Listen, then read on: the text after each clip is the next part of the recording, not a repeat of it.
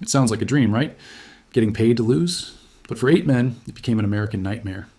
Today, we're talking about the 1919 Black Sox scandal. Now, most people hear 1919 and think of a simple black and white story. Greedy players, shadowy gamblers, and a ruined sport. But the common take is wrong. This isn't a simple story of greed. This is a complex story of finance, psychology, and revenge. It's about a toxic work environment that pushed its employees to the brink.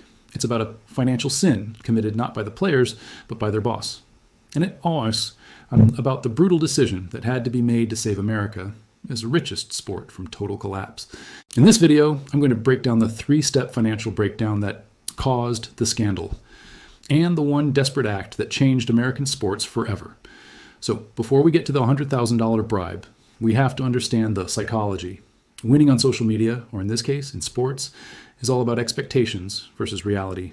When reality beats expectations, people are happy. When expectations beat reality, people are angry. They look for a way to get even. In 1919, the Chicago White Sox were the best team in baseball, a super team. Their expectation was to win the World Series and be paid like champions. But the reality? They were treated like dirt. This is the first and most important character in our story. White Sox owner Charles Comiskey. Comiskey was famously, notoriously cheap. He underpaid his superstars so badly that the 1919 White Sox, the best team in the league, had one of the lowest team payrolls. He didn't just underpay them, he actively humiliated them. He promised them a bonus. It turned out to be a case of flat, cheap champagne. When Sakat got to 29 wins, Comiskey benched him for the rest of the season to avoid paying the bonus. This wasn't business, this was personal. Comiskey broke the team's spirit. He created a reality that was so much worse than their expectations that the players felt cheated. They didn't just want money, they wanted revenge. And that simmering anger is what opened the door for the gamblers. So, you have a team of angry, underpaid superstars who feel they're owed something. What happens when a gambler finds out they'd rather make a buck than win a championship for their toxic boss? That brings us to the fix itself. This is where the story gets crazy, and this is the part of the video that will probably blow your mind. The team's first baseman, a guy named Chick Gandil, was the ringleader. He knew the team was broken. He contacts a Boston gambler named Sport Sullivan. The word spreads.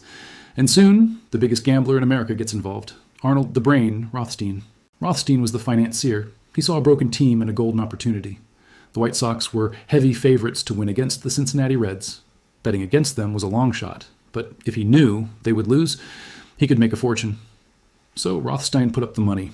Around $100,000, that's over $1.7 million today, to be paid to 8 White Sox players, the 8 men out. This included the ringleader, Chick Gandil, the benched pitcher, Eddie Sakat, and the team's biggest superstar, shoeless Joe Jackson. The deal was simple. The players get the cash, Rothstein gets the win. And in Game 1 of the World Series, the signal was given. Eddie Sakat, the star pitcher who was cheated out of his bonus, takes the mound. The first pitch of the game, he drills the Cincinnati batter right in the back. It was the signal. The fix was on. Over the next 8 games, the Black Sox played to lose. They made errors that were almost comical.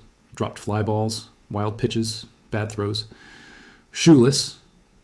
Joe Jackson actually played well. He hit .375, but he admitted he played along when it counted. The heavily favored White Sox lost the World Series. The Cincinnati Reds were champions. Arnold Rothstein made a fortune. The players got their cash. And it should have been the end of it. But it wasn't. The players didn't trust the gamblers. The gamblers didn't trust the players. The money didn't get paid right. The players turned on each other, and the rumors got so loud that the sport itself started to crack. This leads to the final, most important part of the story, the desperate solution that had to save baseball from itself. For a year, the scandal was just a rumor, but it was a rumor that wouldn't die. Fans felt cheated. Attendance was dropping. The sport was losing its integrity. Finally, in 1920, a grand jury was called, and one by one, the players confessed. Eddie Sakat broke down on the stand. Shoeless. Joe Jackson admitted to taking the money. It was all over. They were going to jail. The sport was ruined. But then, something impossible happened. Before the trial, all the signed confessions vanished. The physical documents were stolen from the courthouse.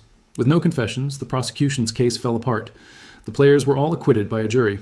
They were legally not guilty, but the owners were terrified. They knew this couldn't stand. The public knew the players were guilty, even if the court said they weren't. Baseball needed to restore its expectations versus reality gap. The public expected integrity. The reality was a corrupt game. So the owners made a panic move. They hired the first ever commissioner of baseball. His name was Kennesaw Mountain Landis, a federal judge with a reputation for being an iron-fisted tyrant. The day after the 8 men out were found not guilty. In a court of law, Judge Landis released a statement. He banned all 8 of them from professional baseball for life. It was a brutal extrajudicial act. He sacrificed 8 men, some guilty, some less so, to send a message. He created a new reality. The game is clean, because anyone who crosses it will be permanently destroyed. So, let's zoom out. The Black Sox scandal wasn't just about 8 greedy players. It was a perfect financial storm. First, you had the financial sin of an owner, Charles Comiskey, who broke his team's spirit and pushed them to seek revenge. Second, you had the desperate fix by players trying to reclaim the money they felt they were owed. And finally, you had the brutal solution by Judge Landis, who sacrificed those 8 men to save the integrity of America's richest sport. The $1,000 bet was placed by gamblers, but the real financial sin was committed by an owner. The 8 players paid the ultimate price, but the scandal forced baseball to clean up its act, creating the all-powerful commissioner system that rules the sport to this day. They didn't just lose a series, they changed the game forever.